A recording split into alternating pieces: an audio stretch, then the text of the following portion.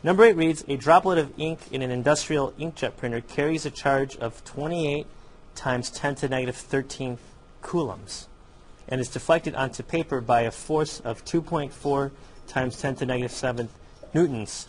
Find the strength of the electric field provided by this force. Okay? So one question you'd be like, well, who would ever figure out all this nerdy like electricity stuff? Well, and a good example would be an electrical engineer who's designing an inkjet printer. Okay? How many of you guys have an inkjet printer at home? Anybody have one? Okay, an inkjet where it prints in color.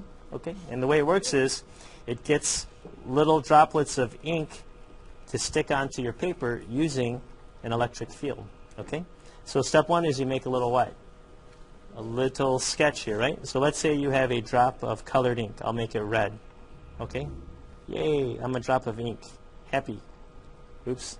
It's like a deformed drop. That's okay. And the way you get it to stick onto the paper is you put charge on it. Let's say I make it positively charged. I'll just make up something, okay? And if I want it to stick on to the paper, I could create an electric field, is basically what's going on here, okay? By using a charged plate. So in this case, if I want to repel it, I'll have a bunch of positive charges here, right? If I had a charged plate, and that would create an electric field that's repulsive to push it and get it to stick onto the paper. It's just a way to kind of picture what's going on. Whatever, okay? Maybe the picture's not super helpful in this one, but that's okay. Want to break it down.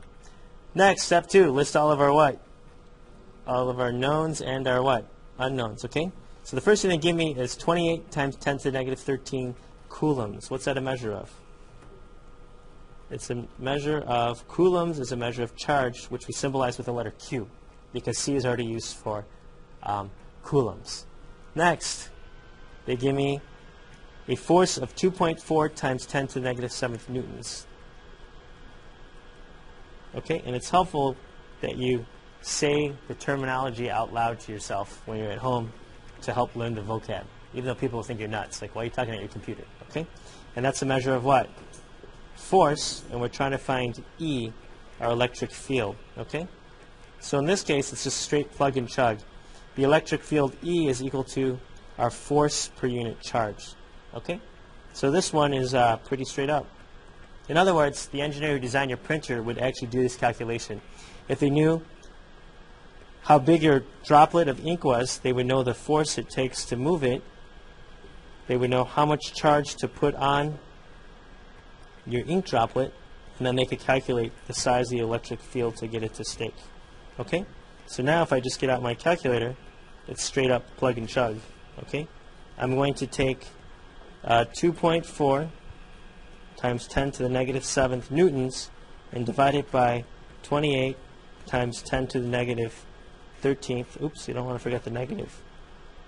Coulombs of charge. And I get an electric field. It's a big number. I'm going to go ahead and cheat and put it into scientific notation. Let my calculator do the work for me. Okay, it's 8.57 times 10 to the 4th. And what are the units? They're kind of weird, right? Force is in newtons.